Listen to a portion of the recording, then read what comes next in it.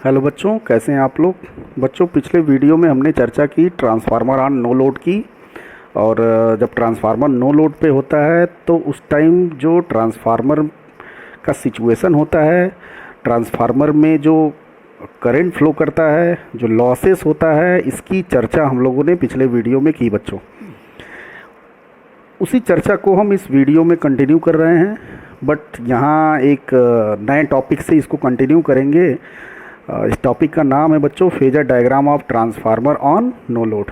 Means जब transformer no load पे होता है तो उस टाइम पे आपको ट्रांसफार्मर का फेजर डायग्राम बनाना है। तो बच्चों, फेजर डायग्राम से आप चिर परिचित हैं, बिल्कुल आप वाकिफ़ हैं फेजर डायग्राम से कि सबसे पहले तो फेजर डायग्राम होता क्या है। अगर हमें कोई एसी सर्किट दिया होता है तो उस एसी सर्किट में वोल्टेज और करंट के रिलेशन को ग्राफिकली शो करना इज कॉल्ड फेजर डायग्राम। बात समझ रहे हैं ना भाई। अगर कोई सर्किट एसी सर्किट है और उसमें जो जो वोल्टेज ड्रॉप्स हो रहे हैं, जो जो करंट फ्लो कर रहा है, उनके रिलेशन को ग्राफिकली बनाना क्या कहलाता है बच्चों? फेजर डायग्राम कहलाता है ना। और आपको ट्रांसफार्मर में एसी सर्किट दिख रहा है साफ साफ, एक तो प्राइमरी साइड है, दूसरा सेकेंडरी साइड है। तो कुछ वोल्टेज और करंट प्राइमरी में होगा, कुछ वोल्टेज और करंट सेकेंडरी में होगा, है ना। तो इन्हीं का हमें फेजर डायग्राम बनाना है। बात समझ रहे हैं ना। तो भाई फेजर डायग्राम बनाने से पहले सबसे पहले तो आपको वोल्टेज के एक्सप्रेशन को जानना पड़ेगा कि जो वोल्टेज इसमें प्राइमरी साइड में जैसे V1 है, E1 है, यहाँ का वोल्टेज I0 R1, यहाँ का वोल्टेज I0 X1, ऐसे इसमें E2, I2 R2, I2 X2, V2। सबसे पहले तो इनका रिलेशन जानना पड़ेगा बच्चों, मैथमेटिकल एक्सप्रेशन लिखना पड़ेगा इनका, तभी आप फेजर डायग्राम बना पाओगे, है ना। तो स्टार्ट करते हैं बच्चों। तो हम क्या बना रहे हैं? ट्रांसफार्मर जब नो लोड पे है तब हम फेजर डायग्राम बना रहे हैं। तो नो लोड का मतलब क्या हुआ बच्चों? I2 की वैल्यू 0, है ना। तो I2 ठीक है भाई, I2 0 है। अब ज़रा एक्सप्रेशन देखते हैं, वोल्टेज का एक्सप्रेशन क्या आएगा प्राइमरी साइड में और सेकेंडरी साइड में। तो सबसे इजी सेकेंडरी साइड होता है। सेकेंडरी साइड के वोल्टेज का रिलेशन लिखते हैं हम लोग। तो आइए लिखते हैं। अगर यहाँ पे आप वोल्टेज का रिलेशन लिखना चाहते हो तो उसके लिए क्या यूज करोगे? KVL। आप इसमें लूप अप्लाई कीजिए। तो जब आप लूप अप्लाई करोगे तो देखो यहाँ से स्टार्ट कीजिए, E2 minus I2 R2 minus I2 JX2, है ना। आपको फेजर डायग्राम बनाना है बच्चों। इसका मतलब सबका फेज का ध्यान रख के आपको चलना है ना। तो सबका जो है कॉम्प्लेक्स नोटेशन लिख दीजिए, ठीक है। तो आपको मालूम है ना XL का क्या होता है? JXL होता है, इसलिए मैंने J लिख दिया। बात समझ रहे हैं ना। तो फिर से शुरू करते हैं। E2 minus I2 R2 minus I2 JX2 is equal to V2। यहाँ देखिए मैंने लिख रखा है सेकेंडरी साइड का E2 माइनस I2 ब्रैकेट में R2 plus JX2 equal to V2। और I2 की वैल्यू क्या है बच्चों? 0 है, क्योंकि नो लोड पे है। तो ये अगर टर्म 0 हो गया तो E2 की वैल्यू सीधे सीधे किसके इक्वल हो जाएगी? V2 के। बात समझ रहे हैं। तो ये सेकेंडरी साइड के वोल्टेज का रिलेशन आ गया, बहुत आसान, सीधे सीधे E2 equal to V2 because I2 equal to 0, है ना। अब आते हैं प्राइमरी साइड में। तो प्राइमरी साइड में भी फिर से वही KVL अप्लाई कीजिए। तो V1 माइनस I0 ब्रैकेट में R1 प्लस JX1। भाई यहाँ का इम्पिडेंस क्या होगा? R1 plus JX1 is equal to E1। यहाँ देखिए V1 minus I0 R1 plus JX1 equal to, यहाँ थोड़ा मॉडिफिकेशन है। और ये क्यों मॉडिफिकेशन हुआ है इसको ज़रा समझते हैं बच्चों। यहाँ देखिए, तो ये जो EMF E1 और E2 इंड्यूस्ड हुआ है बच्चों, तो अभी तो हम फिलहाल E1 की बात करते हैं क्योंकि हम प्राइमरी साइड की बात कर रहे हैं। तो अभी E1 की बात करते हैं, सेकेंडरी का तो काम हो गया। ये जो बच्चों E1 EMF इंड्यूस्ड हुआ है वो किसके कारण से हुआ है? भाई आप ट्रांसफार्मर का वर्किंग जानते हो। उसमें क्या था कि फ्लक्स चेंज हो रहा था जिसके कारण EMF इंड्यूस्ड हो रहा था। तो फ्लक्स क्यों चेंज हुआ भाई? क्योंकि आपने वेरिएबल करंट दिया। और वेरिएबल करंट क्यों दिया? क्योंकि आपने अल्टरनेटिंग सप्लाई, वेरिएबल सप्लाई आपने दिया। इसका मतलब अगर देखा जाए तो ये जो E1 है, E1 और E2 क्यों इंड्यूस्ड हुआ? Due to V1। बात समझ रहे हैं ना? प्राइमरी और सेकेंडरी में जो ईएमएफ इंड्यूस्ड हो रहा है बच्चों, वो V1 के कारण हो।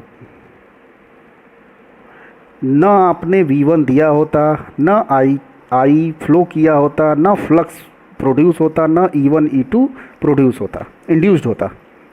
इसका मतलब E1 और E2 का कॉज कौन है बच्चों? V1 है। ठीक है, इस E1 का कॉज कौन है? V1 है। तो ठीक है भाई, आपने पढ़ा है कि फ्लक्स चेंज करता है तो ईएमएफ इंड्यूस्ड होता है, ये तो पढ़ा ही है आपने। तो ठीक है भाई, फ्लक्स चेंज हुआ, ईएमएफ इंड्यूस्ड हुआ। अब जो बच्चों ये ईएमएफ इंड्यूस्ड होगा वो इस मैनर में होगा जो अपने कॉज का अपोज करेगा। भाई आपने फैराडे लॉ में पढ़ा होगा कि फ्लक्स चेंज करता है तो ईएमएफ इंड्यूस्ड होता है। ठीक है, और फिर दूसरा लॉ पढ़ते हो कि वो ईएमएफ इस मैनर में प्रोड्यूस होगा, वो ईएमएफ उस मैनर में इंड्यूस्ड होगा जो अपने कॉज का अपोज करेगा। तो इसको इंड्यूस्ड करने का कॉज कौन है? V1 है। इसका मतलब E1 जो है वो V1 का क्या करेगा? अपोज करेगा। बात समझ में आई कि नहीं? इसी को हम लेंज लॉ बोलते हैं। ठीक है, बहुत पढ़ा होगा आपने लेंज लॉ। तो बच्चों E1 क्या करेगा? V1 का अपोज करेगा। ठीक है, तो जब भी V1 और E1 को आप रिलेट करोगे तो एक में माइनस लगाना पड़ेगा, क्योंकि माइनस लगाने से ये शो हो जाएगा कि एक दूसरे के V1 और E1 एक दूसरे के क्या हैं? अपोजिट हैं। बात समझ रहे हैं ना? इसीलिए मैंने यहाँ पे माइनस E1 लगाया बच्चों। अगर हम मैग्नीट्यूड की बात करें तो सीधे सीधे V1 minus I0 R1 minus I0 JX1 equal to E1। But हमें फेज का ध्यान रख के चलना है, और ये जो E1 है ये इंड्यूस्ड हो रहा है ड्यू टू V1, तो वो अपने कॉज का अपोज करेगा। दैट्स वाई यहाँ पे क्या लगेगा बच्चों? माइनस लगेगा। बात समझ में आई? तो यहाँ माइनस क्यों आया ये आपको समझ में आ गया। अब जरा देखिए, तो मैंने पिछले वीडियो में बताया था कि I0 जो है बच्चों वो बहुत कम होता है, वेरी स्मॉल होता है ना। और ट्रांसफार्मर का जो वाइंडिंग रिएक्टेंस और लीकेज रिएक्टेंस होता है, सॉरी वाइंडिंग रेजिस्टेंस और लीकेज रिएक्टेंस, ये बहुत कम होता है। मैं बताया था पिछले वीडियो में। तो सोचिए अगर मैं इसमें इसका मल्टीप्लिकेशन कर दूं तो ये वाला जो टर्म है वो क्या हो जाएगा? और स्मॉल हो जाएगा। और इस टर्म को आप V1 के कंपैरिजन में नेगलेक्ट कर सकते हो। तो ये जो बच्चों प्राइमरी साइड में जो वोल्टेज का ड्रॉप हो रहा है उसको आप नेगलेक्ट कर सकते हो। Why? Because I0 is very very small. ठीक है ना? मैंने आपको पिछले वीडियो में बताया था कि जब नो लोड पे ट्रांसफार्मर होता है तो जो नो लोड करंट होता है उसकी वैल्यू बहुत कम होती है बच्चों। तो आप इस ड्रॉप को नेगलेक्ट कर दो तो V1 इक्वल टू सीधे सीधे क्या आ जाएगा? माइनस E1 आ जाएगा। बात समझ गए? और तो ये तो वोल्टेज का रिलेशन हो गया, प्राइमरी साइड का ये, सेकेंडरी साइड का ये। अब करंट के रिलेशन की बात करते हैं हम। तो I2 तो 0 है, तो रिलेशन का कोई मतलब ही नहीं बनता है। प्राइमरी साइड के करंट का रिलेशन देखते हैं। भाई बताया था मैंने कि आपको कि ये जो प्राइमरी साइड का करंट है, नो लोड करंट, ये दो कंपोनेंट में डिवाइड हो जाता है। एक होता है मैग्नेटाइजिंग कंपोनेंट जो फ्लक्स प्रोड्यूस करता है, और एक होता है आयरन लॉस कंपोनेंट जो लॉस हो जाता है। ठीक है ना? तो इसको हम रेजिस्टेंस में फ्लो करा देते हैं ताकि लॉस शो करे, और इसको हम इंडक्टर में फ्लो करा देते हैं ताकि ये फ्लक्स शो करे। ठीक है, तो I0 की वैल्यू क्या हो जाएगी बच्चों? Im plus IW। ये देखिए यहाँ पे लिख रखा है मैंने। बात समझ में आई बच्चों? तो अब देखिए यहाँ पे V1 इक्वल टू क्या हो गया? Minus E1। मतलब ये वोल्टेज इस सर्किट के क्रॉस आ गया है। भाई अगर ये ड्रॉप अगर हम नेगलेक्ट कर दें तो यहाँ V1 है, तो इसके क्रॉस बच्चों क्या होगा? V1 होगा। यहाँ देखिए, यहाँ मैंने बनाया है। अब जरा देखिए, तो इस सर्किट को, ये पैरेलल सर्किट है, RL parallel circuit, voltage V1 है, तो दोनों का वोल्टेज क्या होगा? V1 है ना, दोनों का वोल्टेज सेम होगा। तो अगर मैं रेजिस्टेंस के करंट की बात करूं बच्चों, तो रेजिस्टेंस का करंट वोल्टेज के फेज में होगा। पढ़ रखा है आपने? इसका मतलब IW जो है वो V1 के फेज में होगा। इंडक्टर का करंट वोल्टेज को लैग करेगा 90 डिग्री, मीन्स ये जो IM है ये V1 से 90 डिग्री लैग करेगा, है ना। या IM और V1 के बीच क्या होगा, 90 डिग्री का फेज एंगल होगा, जिसमें I1 क्या करेगा बच्चों, लैग करेगा। तो यहाँ देखिए मैंने लिख रखा है, ठीक है। तो ये तो मैथमेटिकल एक्सप्रेशन हमने लिख लिया। अब इसी को हमें ग्राफिकली शो करना है, तो बहुत आसान है। अगर आपको ये समझ में आ गया तो ग्राफिकली शो करना तो आपके लिए बहुत आसान हो जाएगा। तो देखते हैं इसको। यहाँ देखिए, आपको याद होगा EMF इक्वेशन वाला video, phi equal to phi m sine omega t, ये मैंने फ्लक्स लिया था, variable flux, alternating flux. EMF ये आया था, जो EMF का इक्वेशन आया था। E1 की बात करें तो EM1 sign omega T minus 90, E2 की बात करें तो साइन ओमेगा टी माइनस 90, है ना। और ये E1 E2 RMS वैल्यू है, और AC में RMS वैल्यू ही लेके चलेंगे। यहाँ जो कुछ मैंने लिखा है वोल्टेज और करंट की वैल्यू, वो सब RMS वैल्यू है बच्चों, क्योंकि RMS ही इफेक्टिव होता है ना।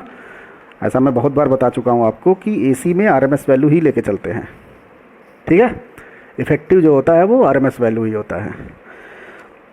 और मैंने आपको उस वीडियो में ये भी बताया था कि EMF जो इंड्यूस्ड होगा वो फ्लक्स से 90 डिग्री लैग करेगा, आपको याद होगा, ठीक है। अब इन्हीं सारी बातों को, इन्हीं सारे मैथमेटिकल एक्सप्रेशन को अब हम शो करेंगे ग्राफिकली, ठीक। तो ये हमारा 0 डिग्री का लाइन, और फ्लक्स इसी लाइन में होगा, बिल्कुल होगा, क्योंकि इसका इनिशियल फेज क्या है बच्चों, 0 है, ठीक है। E1 E2 कहाँ होगा भाई, पढ़ रखा है हमने, प्रूफ भी कर रखा है कि E1 E2 जो है वो फ्लक्स को लैग करेगा 90 डिग्री से। तो यहाँ पे देखिए 90 डिग्री हमने लैग करा दिया है, इधर होगा E1 और इधर ही क्या होगा, E2 होगा, ठीक है बच्चों। तो ये तो हो गया इसका। अब आते हैं हम, आइए पहले सेकेंडरी का हम स्केच करते हैं। यहाँ पे देखिए E2 ही क्या है, V2 है। मीन्स अगर मुझे V2 बनाना है तो बहुत आसान, E2 को आप चुपचाप V2 लिख दीजिए, ठीक है ना भाई। I2 0 है तो E2 ही क्या है, V2 है। और ज़रा V1 देखिए तो क्या है, V1 जो है वो माइनस E1 है बच्चों। तो आपको अगर E1 पता है तो माइनस E1 कैसे आप खींचेंगे, कैसे स्केच करेंगे माइनस E1, जस्ट इसका अपोजिट लाइन ड्रॉ कर दीजिए भाई। याद होगा आपको कि अगर ये A है तो माइनस A क्या होगा, जस्ट इसका अपोजिट हो जाएगा। वही मैंने किया, E1 का जस्ट अपोजिट माइनस E1, और माइनस E1 ही बच्चों क्या है, V1 है। तो ये देखिए V1 बना दिया, बात समझ में आई। ये तो वोल्टेज का रिलेशन हो गया। अब करंट के रिलेशन की बात करते हैं।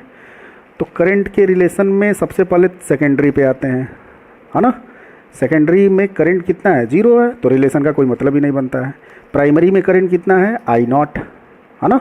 और जो I0 है वो IM और IW का फेजर सम होगा बच्चों, ठीक है।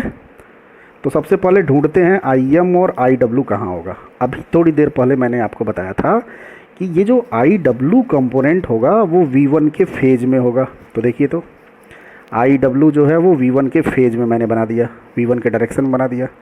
IM जो है वो V1 को लैग करेगा 90 डिग्री से, देख रहे हैं। आइए चलिए 90 डिग्री लैग कराइए, तो लैग कराने का मतलब पीछे, तो V1 से मैंने 90 डिग्री लैग करा दिया, ये हो गया IM। बात समझ में आई। अब बच्चों इनका और इनका आप फेजर सम कर दो। तो कैसे करोगे, इसका पैरेलल लाइन यहाँ पे ड्रॉ कर दो और इसका पैरेलल लाइन यहाँ पे ड्रॉ कर दो, पैरेललोग्राम मेथड से। ये बना दो I0, ठीक है। ये देखिए ये I0 आ गया, बात समझ गया ना। तो बन गया फेजर डायग्राम।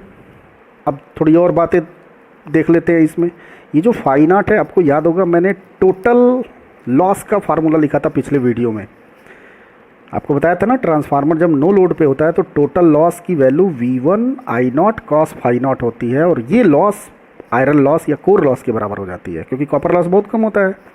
तो ये जो बच्चों फाई नॉट है वो किसके किसके बीच का एंगल है, V1 और I0 के बीच का। तो यहाँ पे देखिए ये है V1 बच्चों, और ये है I0, और यहाँ मैंने एंगल बना दिया फाई नॉट, बात समझ रहे ना। और इसको हिस्टेरेसिस एंगल बोला जा रहा था, याद है ना। पिछले वीडियो में मैंने बताया था कि इसको हिस्टेरेसिस एंगल भी बोलते हैं, है ना। नोट्स में भी लिखा है, आप देख सकते हो। तो बच्चों हिस्टेरेसिस एंगल क्यों, हिस्टेरेसिस का मतलब लैग। तो देखिए I0 जो है वो V1 को लैग करता हुआ दिख रहा है, तो I0, बात समझ में आई।